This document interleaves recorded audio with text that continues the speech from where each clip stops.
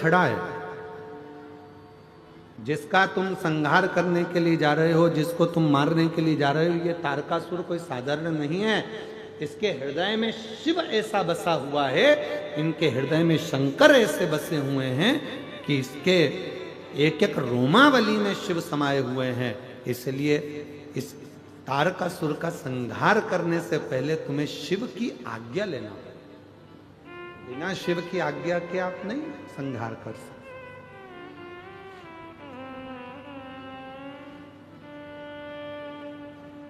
कितना भी प्रयास कर लेना,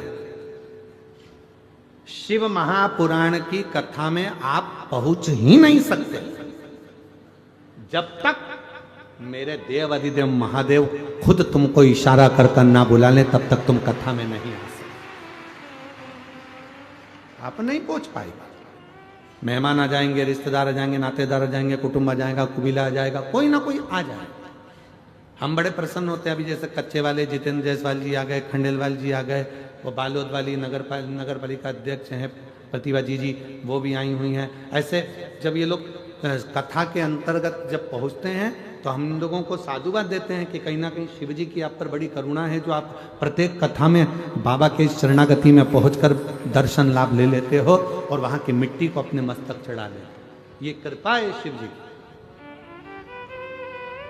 और केवल यही नहीं,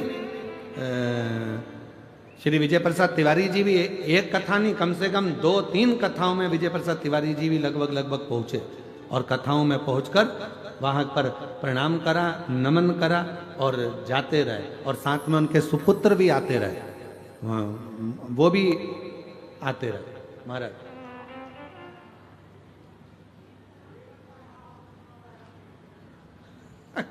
बाबा कराएगा, शिव जी की कृपा होगी। शंभु तो ये भी आते रहे। तो जब तक उसकी कृपा ना हो, जब तक वो करुणा ना करे, जब तक वो दया ना करे, तब तक दुनिया का कोई व्यक्ति शिव महापुराण की कथा में पहुंच ही नहीं सकता। सभी कथाओं में जाना सरल है। श्रीमद् भागवत कथा में पहुंच जाओगे, श्री रामचरितमानस में पहुंच जाओगे, गीता जी में पहुंच जाओगे, विष्णु पुराण में पहुंच जाओगे, नर्मदा पुराण में पहुंच जाओगे, अग्नि पुराण में पहुंच जाओगे, लिंग पुराण में पहुंच जाओगे, नारद पुराण में पहुंच जाओगे, भविष्य पुराण में पहुंच जाओगे, नरसिंह पुराण में पहुंच जाओगे, नारद पुराण, आदि पद्म पुराण, जितनी पुराणे हैं सारी पुराण में जाना सरल है और शिव महापुराण में जाना कठिन है। क्यों? क्योंकि ये वो पुराण है, शंकर भगवान उसी को कथा में बुलाते हैं जिसको शंकर भगवान को देना होता है, वरना बुलाते ही नहीं।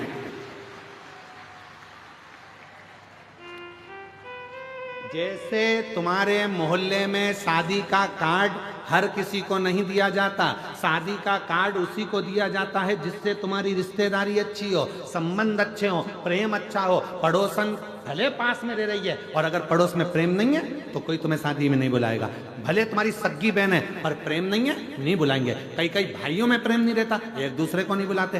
प्रेम होगा तो बुलाएंगे और उसी को बुलाया जाता है। जितनी बहन बेटियों को शादी में बुलाया जाता है, उतनी बहन बेटियों को साड़ी देकर विदा, बोलो सही है कि साड़ी देके विदा करा जाता है। तो हम क्या बोलते हैं? मेरी जीजियों, मेरे जीजाओं। अर्थात इस कथा के मंडप में जितनी बेटियां आती हैं सब मेरे शंकर भगवान की बेटियां हैं। जब जाती हैं तो कुछ ना कुछ देकर भोले बाबा विदा करते हैं। और वो जो देता है वो दुनिया में कोई नहीं देता, जो वो देता है। एक माता जी ने लिखा पत्र में, मेरा नाम जयमनी ठाकुर, पति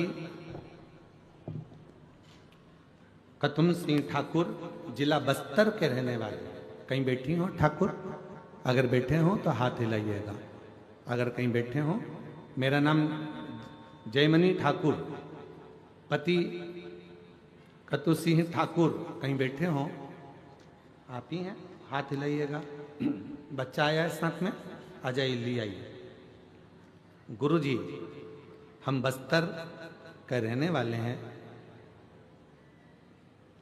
शिव महापुराण की कथा का वर्णन करना चाहती हूं जो पंडाल में बैठकर पाया मैंने। मेरा 19 साल का बेटा किसी कारणवश मर गया, उसका निधन हो गया। मेरा 19 साल का बेटा मर गया और 19 साल का बेटा मरने के बाद बहुत टूट गई। एक ही बेटा था, उसी का आसरा था, चले गया गुरुदेव। शिव महापुराण की कथा में जैसे तैसे दिल लगाया। मेरी उम्र हो गई 44 साल की और 44 साल की उम्र में मैंने भगवान भोलेनाथ की प्रार्थना करी तो बाबा ने मुझको एक बेटा दे दिया। एक बेटा दे दिया। पूरी बात तो सुनो, ताली बजाने बैठ गए। काय ताली बजा रहे पहले, बोलो सुनो। 44 साल की उम्र में बाबा ने मुझको एक पुत्र दे दिया। वो बेटा 1.5 साल का हुआ, गिर गया, मर गया। 19 साल का बेटा गया, 44 साल की उम्र हुई, बेटा 1.5 साल का हुआ, मर गया। इतनी टूट गई, भोले बाबा आपने मुझे बेटा तो दिया, फिर वापिस ले लिया। बाबा कृपा करो। डॉक्टर को क्या बोलूं मैं। फिर किसी ने कहा एक बार फिर बाबा की कथा सुनो। पंडाल में बैठकर यदि वहां की मिट्टी को लगाएगी ना, गर्भ जरूर ठहरेगा। डॉक्टर ने तो कह दिया था कि अब तुम 50 के करीब में पहुंच चुकी हो, औलाद नहीं होगा।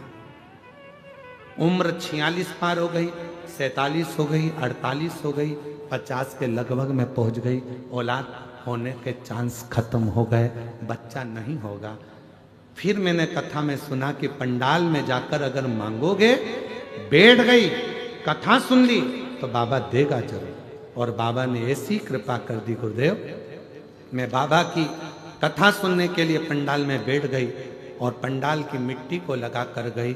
आज बाबा की कृपा से 50 के करीब में मेरी उम्र है और मेरे बाबा ने फिर मेरी झोली भर दी और मुझे एक पुत्र दे दिया। फिर पुत्र दे दिया।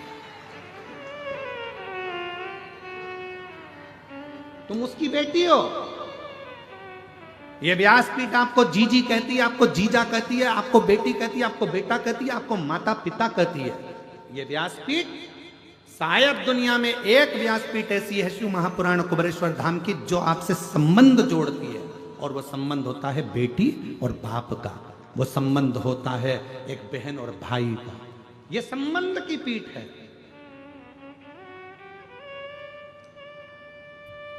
झारखंड में बाबा वैद्यनाथ जी विराजमान है, जिनको देवघर कहा जाता है। क्या कहते हैं उसको? देवघर। वहां देवघर कहलाता है, पर सीहोर का कुबेरेश्वर धाम देवघर नहीं, बाबा घर कहलाता है। वहां हमारे बाप का घर है, वहां बाबा घर है, हमारे पिता का घर है, वो मायका है हमारा।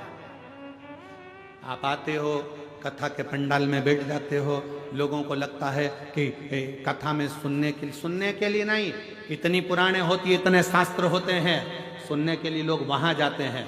शिव महापुराण की कथा में सुनने के लिए नहीं आते। शिव महापुराण की कथा में तो अपने बाप को अपना हाल कहने के लिए आते हैं कि पिताजी मुझे ये तकलीफ है, वो दुख मिटा। 46 साल की उम्र से भी ज्यादा मेरी उम्र हो गई गुरुदेव, और बाबा ने ऐसी कृपा कर दी कि सोचा नहीं था। डॉक्टरों ने मना कर दिया था कि तुम कभी मां नहीं बन सकती, और बाबा ने मुझे मेरी गोद में बेटा दे दिया। जोरदार अब ताली बजा। अब शादी हुआ है।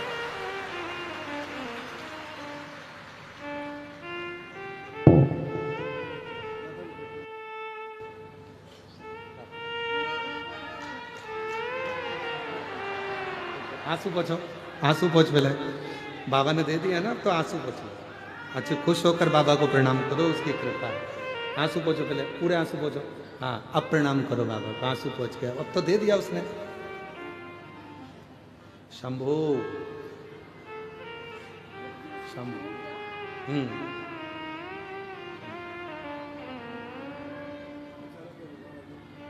बाबा शंभू, ले बेटा।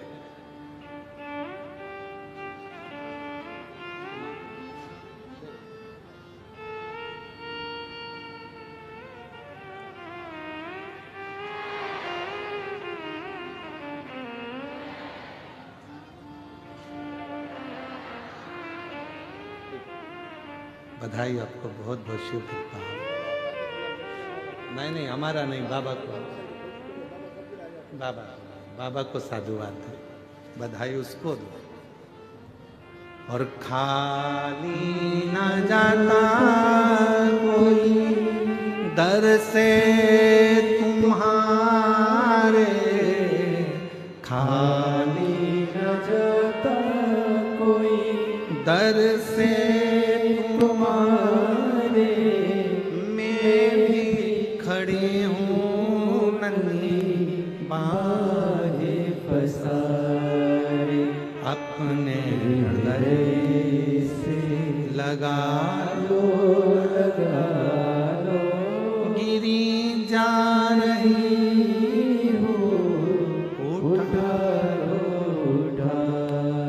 भोले अपने दर से अब तो न टालो, गिरा जा रहा हो, उठा लो। मेरी जीजियों, मेरे जीजाओं, मेरी बेटियों, बेटाओं, मेरे बुजुर्ग माता पिता, याद रखना, तुम्हारे क्षेत्र में कभी भी सूचना मिले कि कुबेर भंडारी के दरवाजे से कुबेरेश्वर धाम से चलकर ये शिव महापुराण की कथा तुम्हारे नजदीक में पहुंची है, 7 दिन नहीं 1 दिन 2 दिन समय निकालकर उसके पंडाल में रहकर झोली पसार कर उसकी मिट्टी को मस्तक चढ़ाकर दिल से कहकर देखना, 3 महीने में मेरा बाबा तुम्हारी झोली जरूर भरेगा, ये निश्चित है, संबंध है उसका। आप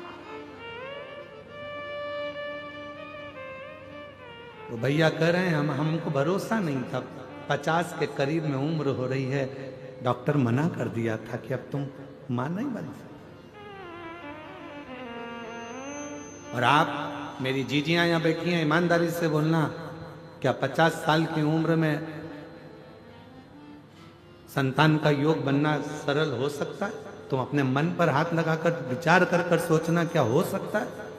पर विधि के विधान को भी जो पलट दे, देवताओं का काम है भाग्य लिखना, और भाग्य को पलटने का काम है देवाधिदेव महादेव का, वो पलट कर रहे हैं, पलट कर रहे हैं। जब वो कृपा करता है तो दुनिया देखती है, वो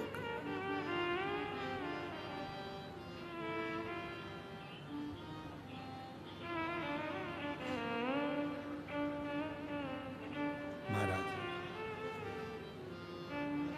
शिव कह रहे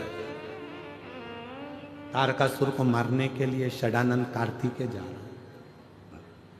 पार्वती जी ने शिव जी के पास कार्तिकेय जी को भेज दिया, जाओ भगवान देवाधिदेव महादेव की आज्ञा लो तारकासुर को मारने के।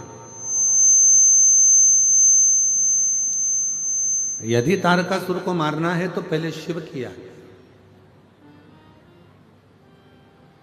शंकर का कोई भक्त है, उस पर इल्जाम लगाना सरल है, गाली देना सरल है, उसको अपशब्द कहना सरल है, उसकी निंदा करना सरल है, उसकी बुराई करना सरल है। पर याद रखना, शिव भक्त की तुम निंदा कर सकते हो, बुराई कर सकते हो, उसके लिए गलत गलत बोल सकते हो, पर वो शिव भक्त पलट कर जवाब नहीं देगा। उसका जवाब एक दिन ऐसा समय का चक्र घूमेगा कि वो महाकाल पछीट कर जवाब निकालवाएगा कि तूने क्या बोला और कैसे बोला। ये शरीर की हाथ की उंगलियां भी काम नहीं करेंगी, नेत्र काम नहीं करेगा, जिह्वा काम नहीं करेगी, श्रवण शक्ति काम नहीं करेगी, पांव काम नहीं करेगी, बहुत किसी से मत डरो, ना गुरु से डरो, ना परमात्मा से डरो, ना शास्त्र से डरो, ना वेद से डरो, किसी से मत डरो, पर अपने कर्म से डरना। कर्म का भोग तो परमात्मा को भी भोगना पड़ता, कर्म से डरना मत। ऐसा कर्म कर जाना कि जिंदगी में तुम भी रो और तुम्हारी औलादें भी जीवन पर्यंत रोती रहे। रोती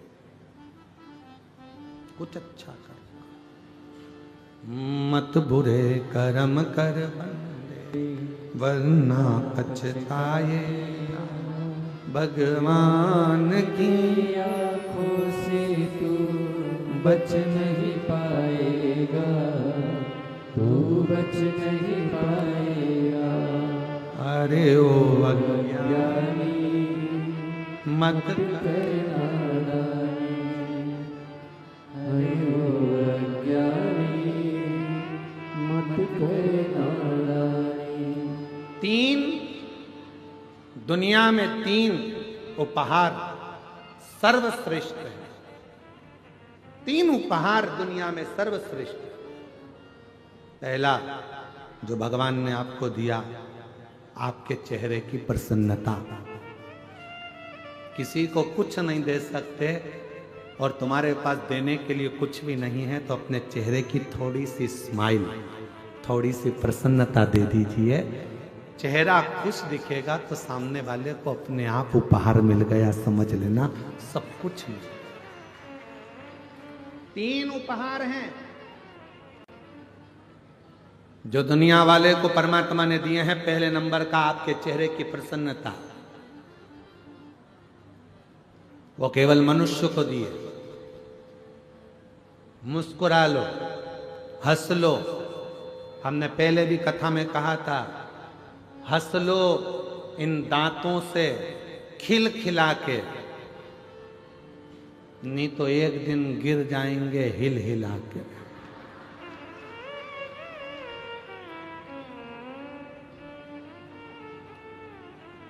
ये सोफा सेट फिर बाद में किसी काम का नहीं रहेगा, फिर नकली सोफा सेट लाके जड़ना पड़ेगा, और वो भी जम के चने वने खा गए तो नीचे आके गिर जाएगा। इसलिए थोड़ा सावधानी रखिए। तीन दुनिया के लोगों को मेरे भोले बाबा ने तीन उपहार दिए हैं देने के लिए। पहला है चेहरे की, बोलो बोलो जम के, प्रसन्नता। दूसरा उपहार है आपके मुख की मीठी वाणी। यह भी दुनिया का सबसे श्रेष्ठ उपहार है। किसी को कुछ नहीं दे सकते, मीठा बोलकर उसका आदर कर लो। दुनिया की सबसे बड़ी दौलत आपने दे दी, समझ लो सबसे बड़ी दौलत। अभी अभी तुम यहां बैठे हो, जरा सा टेढ़ा आड़ा बोल के देखो, गुस्से में तुमने अपशब्द कर दिया, गाली दे दी, आड़ा टेढ़ा कर दिया। ध्यान, एक दिन ये दांतों ने जिह्वा से कहा, 32 की 32 दांतों ने जीवान से कहा, जिह्वा से कहा, हे मेरी जिह्वा बहन कृपा करना, तो किसी को आड़ा टेढ़ा मत कह देना। ए जिह्वा बहन, तो किसी को आड़ा टेढ़ा, जिह्वा ने दांतों से कहा, दांतों ने जिह्वा से कहा। दांत जिह्वा से कहते हैं, जिह्वा दांत से कहती है, जिह्वा कहती है दांतों से, ए मेरे 32 भाइयों, मैं बहुत कोमल कोमल तुम्हारी बहन हूँ, सीधी सादी तुम्हारी बहन हूँ, मुझे काट मत देना। मैं तुम्हारी 32 भाई की एक ही बहन हूँ जीवान, तुम मुझे काट मत देना। तो 32 भाइयों ने कहा, बहन तू चिंता मत कर, हम तुझे कभी नहीं काटेंगे, पर तू हम पे कृपा करना, किसी से आड़ी टेढ़ी मत बोल देना, नहीं तो एक ही में पूरा भाई की भाई निपट जाए। 32 की 32 बात, तू कृपा कर, तू दया।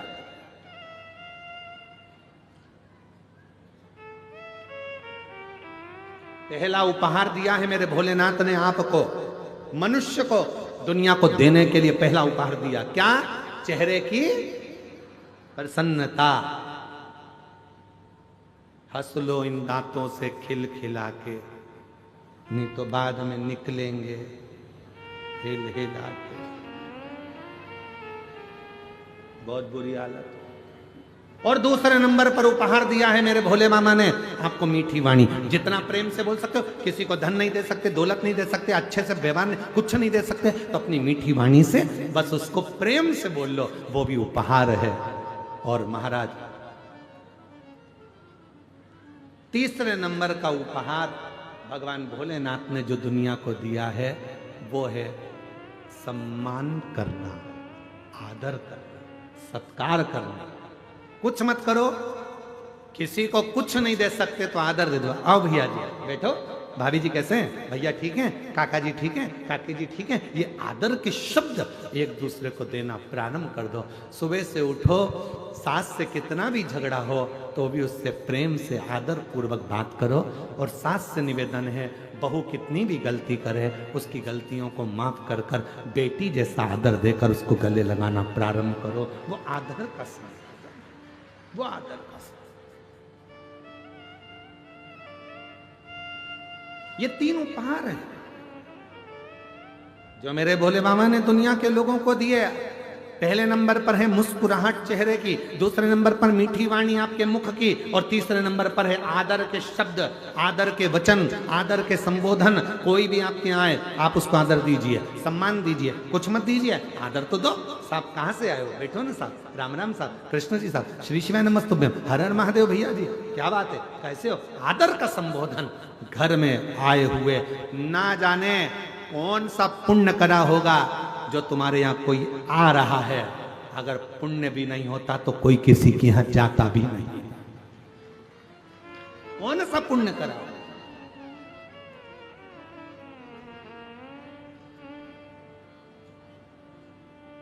कल जब तिवारी जी के बेटे श्री अभिलाष जी कल जब आए थे शाम को, तो कोई मिलने आए थे तो उनके साथ में वो बोल रहे थे, अभिलाष जी के साथ जो आए थे वो बोल रहे थे कि गुरुजी हमने हमारी जिंदगी में बस्तर क्षेत्र में इतनी भीड़ और इतने श्रोता, वो भी वनवासी और आदिवासी, कभी नहीं देखे जो एक जगह पर इकट्ठे होकर इस कथा का तत्व ग्रहण। हमने अपने जीवन क्या दिया आपने। हमने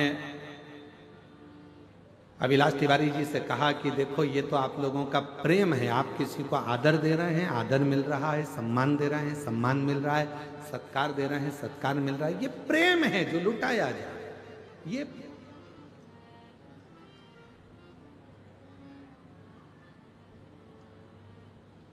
रामचरितमानस रामायण किस किसने देखी है, किस किसने सुनी है, किस किसने पढ़ी है, हाथ उठाओ जरा। सबने पढ़ी, सबने देखी, सबने सुनी, रख लो हाथ। रामायण में, रामचरितमानस में पढ़ा होगा, सुना होगा, देखा होगा। जितने भी उस रामचरितमानस में मिले, जितने भी पात्र थे, सबको रोते हुए देखा होगा। दशरथ जी भी रोए थे अपने पुत्र के वियोग में, कौशल्या मैया, कैकेयी मैया, सुमित्रा जी भी रोई थी दशरथ के वियोग में, भरत जी रोए राम जी के वियोग में, राम जी रोए अपनी मैया और पिता के वियोग में, माँ जानकी जी भी रोई, जनक जी रोए अपनी बेटी की दशा देखकर, केवट निषाद राज रोए, यहाँ तक गिद्धराज जटायु भी रोए, यहाँ तक लंका का राजा रावण अपनी औलाद के लिए रोया, मंदोदरी भी रोई। जितने पात्र थे रामचरितमानस के सब रोते हुए दिखे। केवल एक पात्र था रामचरितमानस का, जो थे श्री हनुमान जी महाराज, वो कभी रोते हुए नहीं दिखे। जिनकी आंखों में कभी आंसू नहीं दिखे, जिनने कभी रोया नहीं, उनकी आंख से आंसू बहा नहीं। एक बार लक्ष्मण जी के मन में यह बात आ गई कि मैं रोया, आप रोए, भरत रोए, शत्रुघ्न रोए, माँ जानकी जी रोई, माता कौशल्या, कैकेयी, सुमित्रा रोई, केवट रोए, दशरथ जी रोए, जनक जी रोए, सुमंत्र जी रोए। जितने भी सभासद थे, सब गुरु की आंख में आंसू था, पर ये हनुमान क्यों नहीं रोते हैं। तब राम जी ने कहा, यह हनुमान नहीं है, यह शिव का स्वरूप है। और शंकर कैसी भी परिस्थिति हो, हर परिस्थिति में मुस्कुराना जानते हैं, वो शिव है। और संसार का सबसे बड़ा गुण तत्व यही है, हर परिस्थिति में आप मुस्कुराइए। दुख आएगा, मनुष्य का शरीर है, ऐसा कौन है व्यक्ति जिसकी जिंदगी में दुख नहीं आया। कौन है? राम जी के जीवन में भी दुख आया तो कृष्ण भगवान के जीवन में भी दुख आया। जितने भगवान के अवतार हुए, हर अवतार में दुख आया। ऐसा संसार में कोई नहीं जन्मा जिसकी जिंदगी में दुख नहीं आया। दुख आएगा, पर उस दुख में भी मुस्कुराना सीख लिया तो समझ लो कि शिव की कृपा होना प्रारंभ हो गई। हम मुस्कुराएं, तकलीफ आए मुस्कुर, कोई दिक्कत, बीमारी आई है ना, आ गई ना, बड़ा रोग आ गया ना, तकलीफ आ गई ना, धीरे से जाएगी। पर अपन क्यों रोए उस बीमारी के चक्कर में? इतना बड़ा बीमारी हो गई, मेरा लीवर खराब हो गया, किडनी बेकार हो गई, थायराइड हो गया, घुटने बेकार हो गए, कहीं ये हो गया, और रोने रोने में जिंदगी निकाल दे। बीमारी आई है, सोचते रहोगे सोचते रहोगे सोचते रहोगे तो बीमार पड़े रहोगे, बीमार पड़े रहोगे।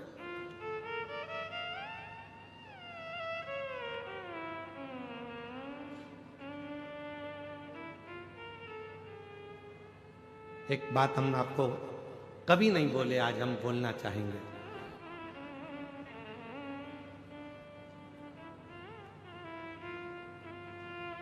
दो 2021 की बात, एक लड़की हरियाणा की एक बेटी अपनी मम्मी को लेकर पापा के साथ आई। मम्मी पापा दोनों थे। उस बेटी ने कहा, गुरुजी 2021 का चरित्र, हम बाबा के धाम पर थे, कुबरेश्वर धाम पर। मेरी मम्मी को कैंसर हो गया और डॉक्टर ने लास्ट स्टेज का बोला। हमने कहा, मम्मी को मालूम पड़ गया? हाँ, बहुत रोती है, बहुत। ठीक है, ऑपरेशन का बोला है क्या? नहीं, इनकी उम्र हो चुकी है बहुत, तो अब ऑपरेशन का डॉक्टर मना कर। गठान भी बड़ी है, कैंसर भी है। ठीक है, कितना समय का डॉक्टर बोला का है? 6 महीना ये जी जाए तो जी। ठीक है, अब वो माँ कैंसर कैंसर कैंसर कैंसर। हमने कहा अब तुम्हारी मम्मी को लेकर आओ, अपन उनसे मिलते हैं। हम कुर्सी लगाए बैठे हुए थे, धूप सेक रहे थे। उसकी माँ आई, प्रणाम किया, बाबा डॉक्टर 4th स्टेज का कैंसर बोला। हमने कहा, ये कंकर शंकर की तुमने पूजन करी है कुबरेश्वर धाम पर? हाँ बाबा। एक कंकर लेकर जा रही हो? हाँ बाबा। रुद्राक्ष ले जा रही हो? हाँ बाबा। बस कंकर उठाया है? हाँ बाबा। तो हमने कहा, जब कंकर उठा लिया, लेकर जा रही हो, तो निश्चित है यहां का कंकर वही उठाता है जिसकी बीमारी को भगवान को दूर करना होता। तुमने अगर उठाया है, आज विश्वास के साथ जाना कि तेरे शरीर में कैंसर नहीं है, वो तो शरीर में गांठ हो गई है, उसका इलाज चल रहा है, धीरे धीरे वो भी ठीक हो जाएगी। शिवजी पे चढ़ा पानी पीऊंगी रुद्राक्ष का, कैंसर मुक्त हो जाऊंगी। आप मानेंगे नहीं, 1 साल के बाद वो फिर मिलने आई 2022 में, और उसकी माँ कहती है, ये मेरी रिपोर्ट फाइल सामने है, मेरे शरीर में कोई कैंसर नहीं है। अच्छा सोचो, अच्छा। और उसका एक प्रमाण यहां पर भी आया है, एक पत्र में यहां पर भी प्रमाण है। महाराज,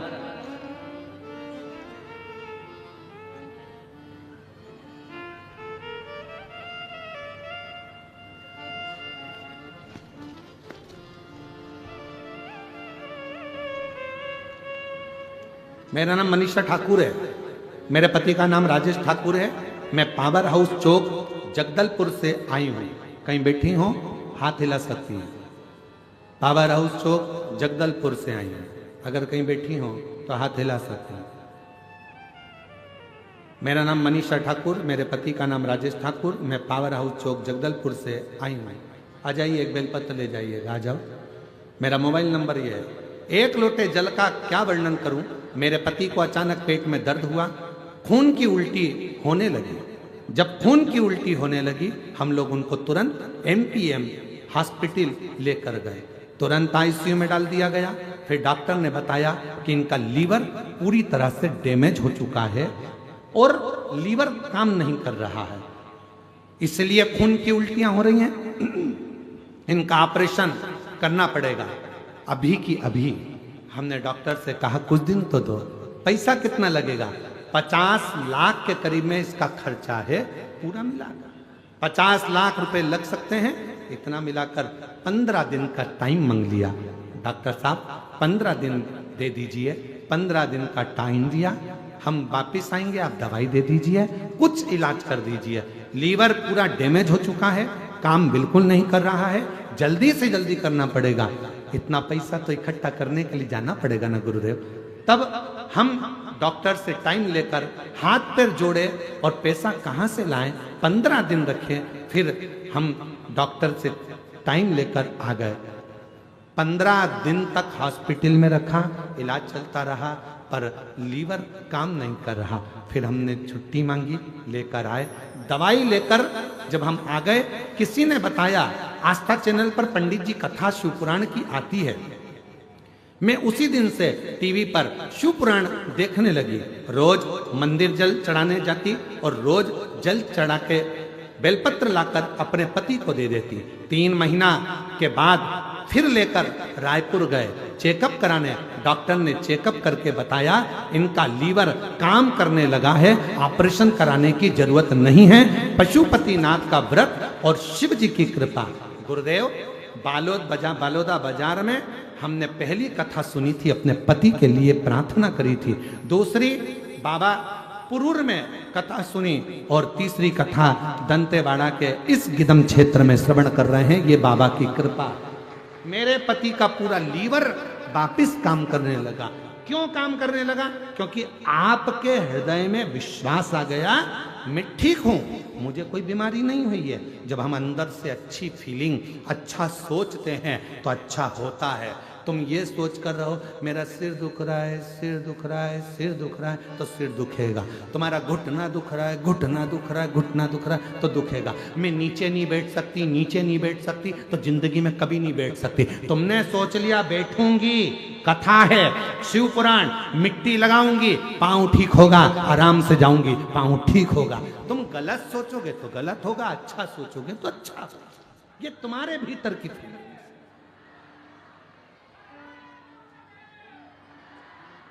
अब तुम जो सोचो, तुम अच्छा सोचिए। कोई बीमारी आ गई है, जाएगी। अब तुम बीमारी, मेरे को तो नींद ही नहीं आती, तो नींद कभी नहीं आएगी। और तुमने सोच लिया, शिव महापुराण की कथा में मैंने सुना है, हाथ में 5 बार जल डालना है, शिव जी की 5 लड़कियों का नाम लेना है, जया, विषहरा, शामरीवारी, दौतली, देव। शिव जी की 5 लड़कियों का नाम लेकर पानी पी के सोऊंगी तो नींद आएगी। और जैसे ही मोबाइल रखा, पानी पिया, जो सोई, ऐसी घुर्राटे भरी, ऐसी घुर्राटे भरी, पूछो क्यों? अंदर की फीलिंग अच्छी हो, अंदर का भाव अच्छा हो। हम अपने आप से बीमार हैं।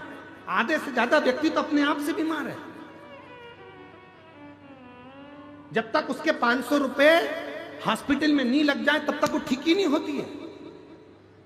आधे से ज्यादा अपने आप से बीमार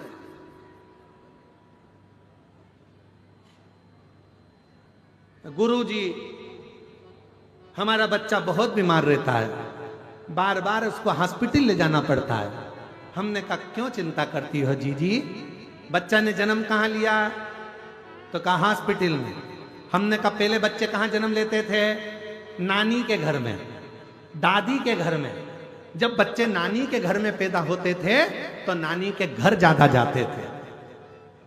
बच्चे जब दादी के घर में पैदा होते थे तो दादी से तब प्यार होता था, उसके घर ज्यादा जाते थे। आजकल बच्चे हॉस्पिटल में पैदा होते हैं तो सिस्टर और डॉक्टर से प्यार होता है, इसलिए बार बार जाते हैं। प्यार है उनका, इसने उनका, ये प्रेम, ये वात्सल्यता, ये इसने।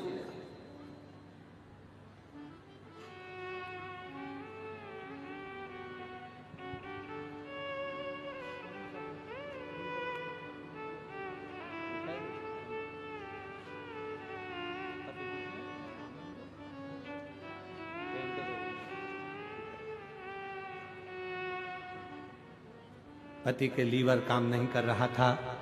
शिव की कृपा से, बाबा की कृपा से विश्वास जागृत हुआ।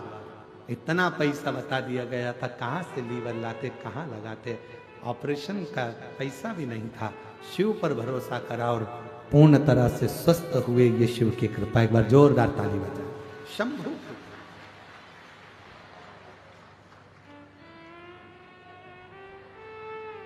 बड़ी दूर किनारा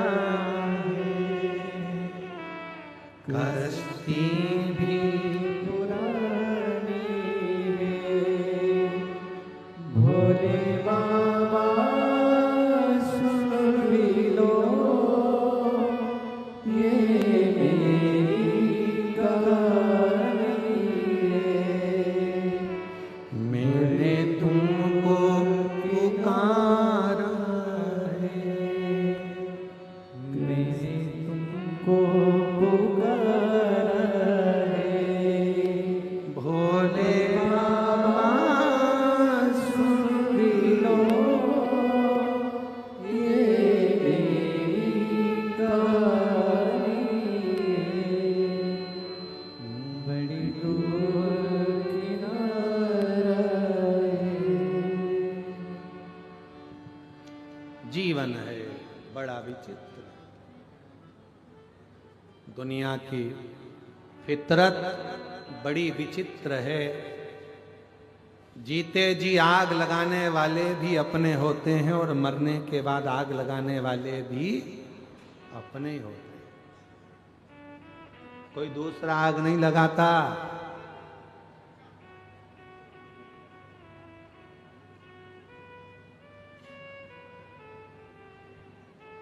कल कोई कह रहा था गुरुजी आजकल तो ठंड भी नहीं पड़ रही है। हमने कहा आग लगाने वाले इतने हो गए, काहे की ठंड पड़े।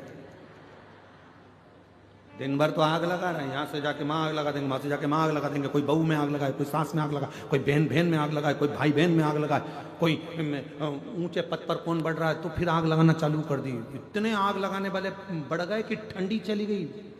ठंड को भी टेंशन हो गया, क्या करेंगे, इतने तो आग लगा रहे हैं। तो अपन तो अपने गाँव चलो। अब तो ठंड भी नहीं है बस्तर में। वो भी सोच रही है चलो दादा, ये रोज एक दूसरे के कान में जाके आग ही लगाते हैं दिन भर। ठंड को भी डिप्रेशन हो गया। वो भी रुक रुक के आती है, कभी कभी एक दो दिन के लिए आती है, फिर चली जाती है, क्योंकि देखती है आग लगाने वाले कम हुए हो तो लगा जाऊं ठंड। उसको भी चिंता।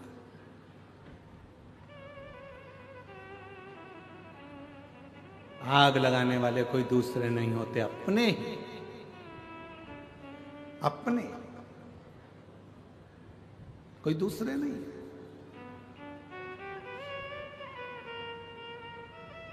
भारत की भूमि पे ही जन्म लेते हैं, भारत माँ की गोद में ही बड़े होते हैं, भारत माँ की रोटी ही खाते हैं और मालूम पड़े भारत माँ का ही विरोध कर देते हैं। ऐसे ऐसे दुनिया में लोग बैठे पड़े हैं, ऐसे लोग।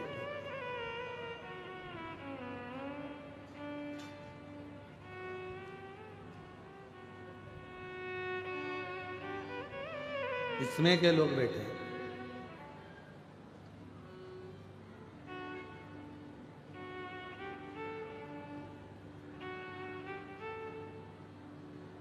महाराज तारकासुर के मारने के लिए सदानंद कार्तिकेय जा रहे हैं। शिव जी समझा रहे हैं, बाबा भोलेनाथ समझा रहे हैं।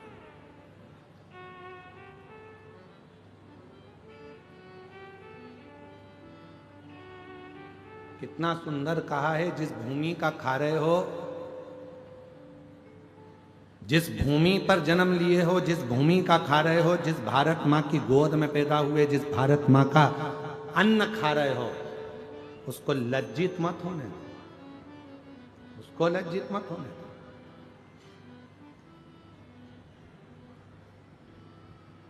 वो लज्जित ना हो।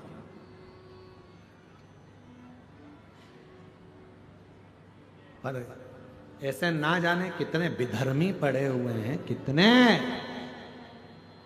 जो भारत माँ को ही चोट पहुंचाने में लगे हुए हैं। भारत माँ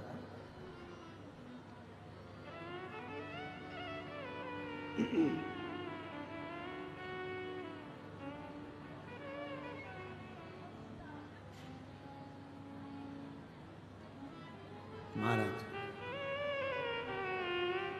तारका, सुर को मारने के लिए षडानंद जा रहे हो, पर एक बात का ध्यान रखना, उसके हृदय में शिव बसे, शंकर बसे, और जिसके दिल में शिव बसा हो उसको कष्ट ना दे, उसको तकलीफ ना दे।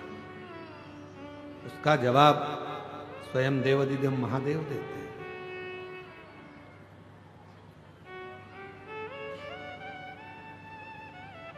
स्वयं भगवान देवाधिदेव महादेव ने माता पार्वती जी से एक बात कही है, पार्वती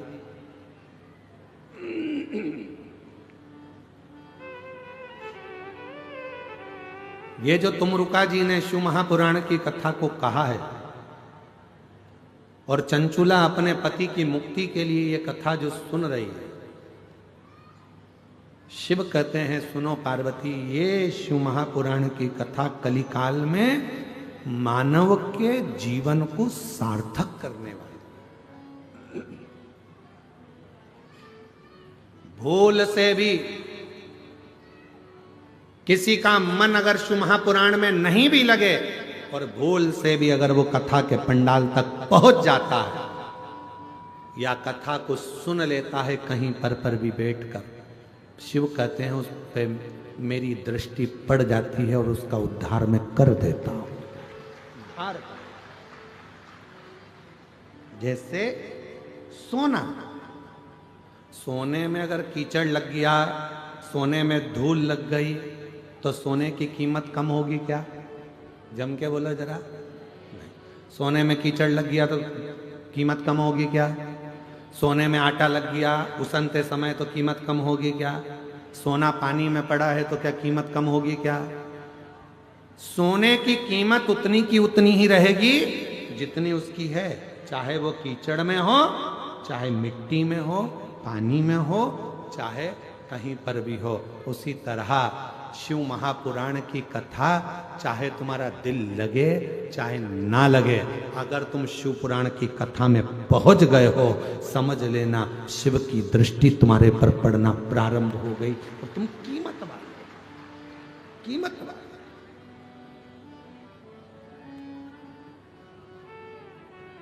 तेरी कृपा बिना नहीं ले एक भी अणु, लेते हैं श्वास तेरी कृपा से। तनु तनु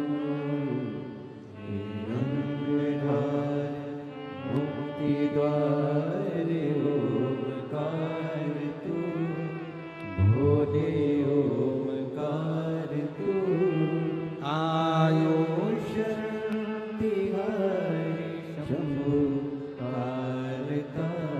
कथा अपना असर दिखाती है, पुराण अपना असर दिखाती है। आप भले गए हो, नहीं ध्यान गया, मन नहीं गया, फिर भी कथा में जाकर बैठे हो, तो कथा एक ना एक दिन आपका असर जरूर दिखाएगी। एक बहुत अच्छा चरित्र है, सुंदर सा व्याख्यान है। एक पिताजी, एक चोर बड़ा विद्वान था, बहुत विद्वान चोर था और बड़ा प्रखर चोर, बहुत प्रबल चोर। उसका एक लड़का था और चोर भी बड़ा दमदार चोर था, क्वालिटीवान चोर। और उसका एक लड़का था, लड़का चोरी करना नहीं जानता था, तो पिताजी ने लड़के को चोरी करना सिखाया, उसको भी अच्छा क्वालिटीवान चोट्टा बनाया।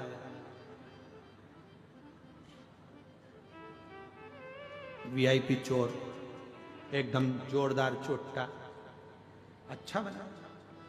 अब उसको जब बहुत जोरदार चोर बनाया तो एक दिन पिताजी ने उसको पास में बिठाकर बुलाकर कहा, बेटा देख, मैंने तुझे अच्छा चोट्टा तो बना दिया, मैंने चोर बना दिया, तेरे को अपने पूरे हुनर दे दिए तुझको, पर एक बात याद रखना, कभी भी जिंदगी में शिव महापुराण की कथा में मत जाना।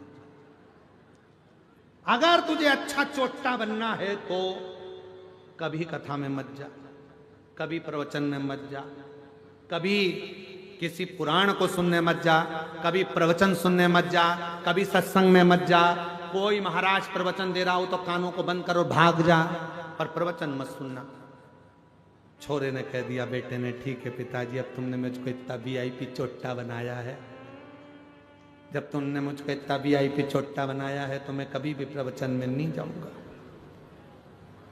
प्रवचन में नहीं जाता। एक बार उसने विचार करा कि राजा के महल में आज चोरी करना, जा ही रहा था, इतने में रास्ते में बहुत सारी भीड़ हो रही थी, खड़ा हो गया।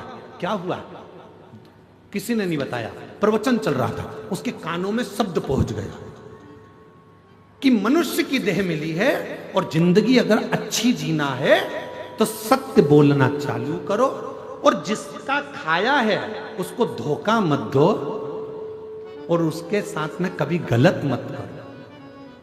बस ये दो चीज उसके कानों में पड़ी, उसने कान बंद करा, भाग गया। भगते भगते सीधे पहुंच गए राजा के महल में, चोरी करने के लिए जा रहा था। उसने मन में सोचा, पिताजी के अनुसार तो मैं अच्छा चोट्टा बन गया, पर महाराज प्रवचन दे रहा था इतना बड़ा, एक बार उसकी भी सुन के देखते हैं जरा। और जैसे ही दरवाजे पर पहुंचा, आज कहा महाराज की वचन याद करके जाता हूं, देखता हूं कैसे होता है। तो अंदर गया, दरवाजे के द्वारपालों ने रोक दिया, कौन हो तुम? उसने मन में सोचा कि वो महाराज जी बोल रहा था हमेशा सत्य बोलो, उसने भी कह दिया। जैसे ही द्वारपालों ने रोका, कौन हो तुम? चोर हूं। क्या करने जा रहे हो? चोरी। दरवाजे पे खड़े हुए द्वारपालों को लगा यहां काम करता होगा, बेचारे को अपन ने रोक दिया, उसके हृदय में हाथ हो गई, इसलिए चिल्ला के दौड़ रहा है, अपने आप को चोर कह रहा है, चोरी करने। जा अंदर जा, जा चले जा, जा। वो अंदर चले गया। उसने मन में सोचा, मैंने बोला मैं चोट्टा हूं, मैं कह रहा हूं कि चोरी कर रहा हूं, तो भी मुझे अंदर जाने दिया। अंदर पहुंच गया। अंदर जाके उसने बहुत सारा धन देखा, झोले में भर लिया, थैले में भरा, बैग में भरा, चला। भूख लगी, इसने सोचा पास में रसोई घर है, जरा देख लूं। रसोई घर में गया, अच्छा अच्छा खाने को मिल गया, खा गया। खाने के बाद झोला उठाने वाला था, इतनी देर में याद आया कि वो महाराज प्रवचन में कह रहा था, जिसका खाओ उसको धोखा मत दो, जिसका खाओ उसके साथ कभी गलत मत करो। और मैं मैं तो गलत नहीं करूंगा, आज तो मैं रख के ही जाऊंगा। भरा हुआ सोने का झोला वहीं रख दिया, जाने लगा। जाने लगा, जैसी दरवाजे पर पहुंचा तो द्वारपालों ने रोक लिया, क्यों रे चोटे, तू तो चोरी करने गया था, माल माल नहीं लाया? कहने लगा, नहीं, हम जिसके घर का खाए हैं उसका घर का बजाए, हम चोरी कर तो लिए थे पर हम उसके घर का खा लिए, इसलिए हम उसके साथ धोखा नहीं कर सकते। इतनी देर में रसोई घर में कोई गया, भरा हुआ झोला देखा, चिल्ला दिया, चोर आया है, चोर आया है, चोर आया है। इसको पकड़ लिया। पकड़ने के बाद राजा के सामने ले जाकर खड़ा कर दिया, महाराज इसने चोरी करी है। महाराज ने पूछा, आपने चोरी करी है? हाँ महाराज। कहां से आए? सामने वाले गेट से। द्वारपालों ने नहीं रोका, पूछा था तुम कौन हो? हमने कहा चोर। अंदर आने दिया। हाँ। तुमने कहा था चोरी करने आए हो? हाँ, हम बोले थे हम चोरी करने आए। अच्छा, तो तुम ये बैग भरकर पैसा ले जा रहे थे, सोना चांदी ले जा रहे थे, लेके क्यों नहीं गए?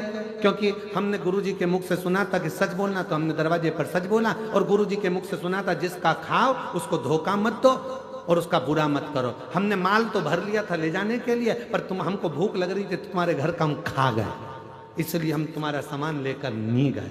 राजा को बड़ा आनंद आया। राजा ने मन में सोचा, ऐसा व्यक्ति सच बोलने वाला दुनिया में नहीं मिलेगा। राजा ने कहा, आज से तुम हमारे मुनि मंत्री, पूरा खजाना तुम्हारे हाथ में, तुम नौकरी हमारे यहां करो, ये नौकरी तुम हमारे यहां करो।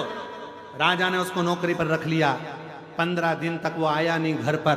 पिताजी को चिंता लग गई, मेरा चोट्टा बेटा कहां चले गया। एक दिन अच्छे कपड़े पहनकर, पगड़ी मगड़ी बांधकर, जोरदार सोने की माला पहनकर, पांव में जूते मोजे पहनकर गया अपने पिताजी के पास। पिताजी ने देखा, बेटा इतनी लंबी चोरी किसकी यहां करी आया? बेटा कहता है, पिताजी चोरी नहीं करी है, एक महाराज का प्रवचन सुन लिया था, सत्य बोलो, जिसका खाओ उसको धोखा मत दो, उसका कभी गलत मत करो। बस वो सुनकर मैं चोरी करने गया, ऐसा ऐसा हुआ। राजा को मालूम पड़ा, उसने मुझे नौकरी पर रख लिया।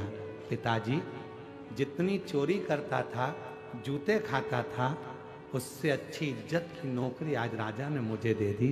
करोड़ों का धन मेरे हाथ के नीचे है पिताजी। केवल थोड़ी सी देर की शिव पुराण की कथा सुन ली थी, जिससे आज मैं राजा का मुनीम बन गया। यदि पूरी कथा सुन लेता तो शायद राजा ही बनकर बैठ जाता। ये कथा, ये प्रसंग अच्छा, श्रेष्ठ शिव की कृपा से ये कथा कहीं ना कहीं काम आएगी, कहीं ना कहीं मिलेगी, कहीं ना कहीं प्राप्त होगी। और दंतेवाड़ा की मां दंतेवाड़ा की दंतेश्वरी माई, हम पे कृपा करो मेरी माई, हम पे दया करो मेरी माई। बोलो बोलो बोलो, सब बोलो। दंतेवाड़ा की दंतेश्वरी माई, दंतेवाड़ा की, हम पे कृपा करो मेरी माई, हम पे कृपा करो मेरी माई। दंतेवाड़ा की दंतेश्वरी माई, दंतेवाड़ा की दंतेश्वरी माई, हम पे कृपा करो मेरी माई, कृपा करो मेरी माई। तेरे दर पे है झोली फैलाई, तेरे दर पे है झोली फैलाई, तेरे दर पे है झोली फैलाई, तेरे दर पे है झोली फैलाई। ओ हम पे कृपा करो मेरी माई, हम पे कृपा करो मेरी माई। दोनों हाथों से बड़े प्रेम से।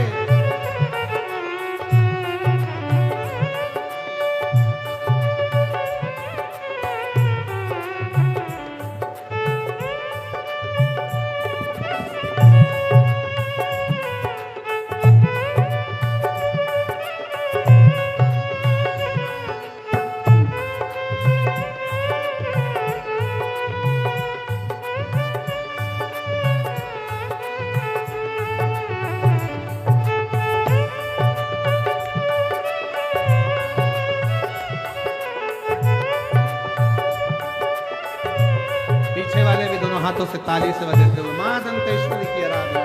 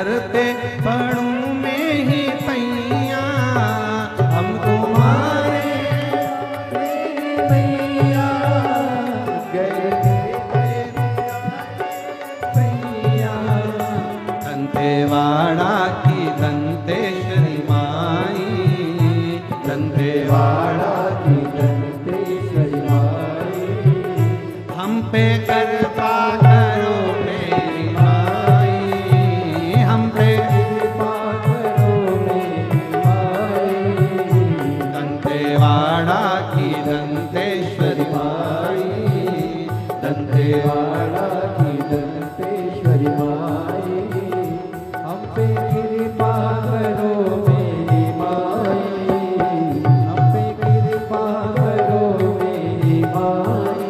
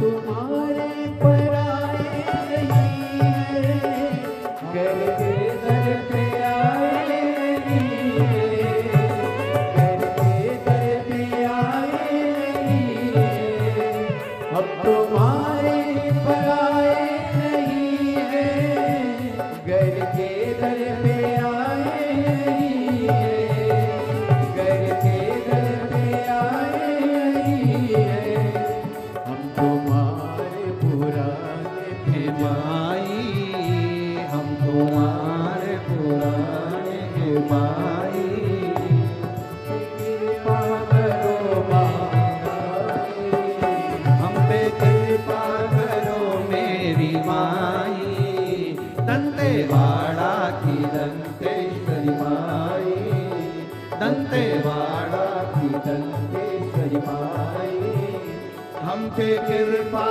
करो मेरी माई, हम पे कृपा करो मेरी माई।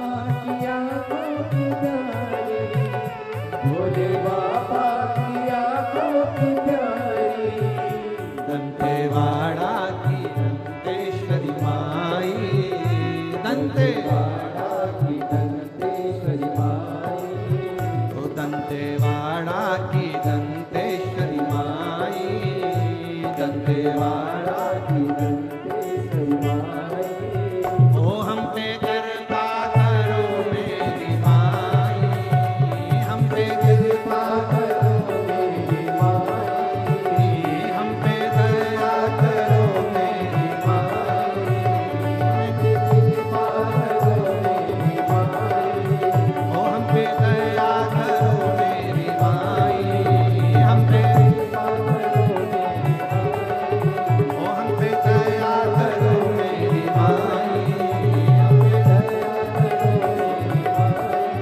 ओ हम पे कृपा करो मेरी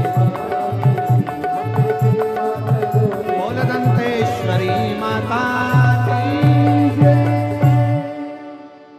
अपने स्थान पर बैठकर भगवान देवाधिदेव महादेव से अपने मन का भाव कहिए, हृदय से प्रार्थना करिए, विनय करिए, निवेदन करिए भाव से। आज कथा का छठा दिवस है, कल कथा सुबह 8 बजे से 11 बजे हो जाएगी यहाँ। फिर 17 तारीख से 21 तारीख तक नकपुरा पंचायत जिला दुर्ग छत्तीसगढ़ में ही 5 दिन की कथा रहेगी। फिर 24 से 28 तारीख तक मीरा भयंदर में मुंबई में शिव महापुराण की कथा पौधार स्कूल के पास JP infra complex Hatkesh Mira road east Mumbai में शिव महापुराण की कथा रहेगी, जिसका लाभ लेंगे और अपने जीवन को सार्थक बनाएंगे। जनवरी में कथा 4 जनवरी से 10 जनवरी सूरत गुजरात, 16 से 22 जनवरी बड़ौदा गुजरात, 5 से 9 फरवरी नांदेड़ 5 दिवसीय महाराष्ट्र में शिव महापुराण की कथा, 11, 12, 13 3 दिवसीय शिव पुराण की कथा डबरा मध्य प्रदेश में, और 14 से 20 फरवरी रुद्राक्ष महोत्सव सीहो। बाबा को अपने मन का भाव कहिए, साथ में बोलिएगा। आज कथा का छठा दिवस है, दिल से प्रार्थना करिए, विनय करिए, निवेदन करिए, साथ में सब बोलें, बाबा से प्रार्थना करिए।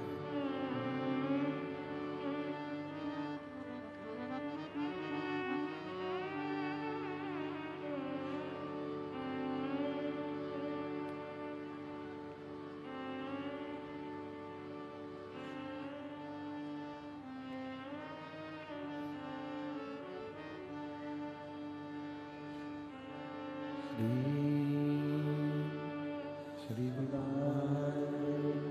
नमस्तु श्री शिवा नमस्तु श्री शिवा नमस्तु श्री शिवा नमस्तु श्री शिवा नमस्तु भोला सब दुख काटो, ओ भोला सब दुख काटो। शिव शंकर जपू तेरी माला, भोले बाबा जपू तेरी माला, भोला सब दुख काटो। ओ भोला सब दुख काटो। वेश